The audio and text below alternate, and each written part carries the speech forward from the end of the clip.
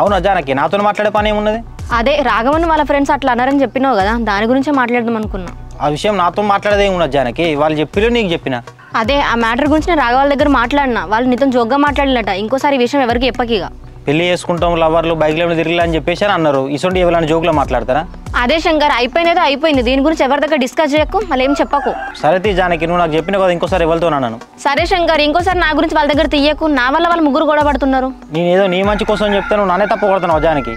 అరే శంకర్, నీ గురించి తప్పు పట్టడం కాదు, నా మంచి కోసమే చెప్పినావు. కానీ మన విలేజ్లో వాళ్ళ ముగ్గురు ఎంత మంచి ఫ్రెండ్స్ మనకు తెలుసు కదా, నా వల్ల వాళ్ళు గొడవ పడుతున్నారు. మంచి ఫ్రెండ్సే, ఇంకా వాళ్ళ గురించి నీకు పూర్తిగా తెలియదు. నాకు ఎవరి గురించి తెలుసుకోవాల్సిన అవసరం లేదు శంకర్. నువ్వైతే నా గురించి ఎవరి దగ్గర మాట్లాడకు.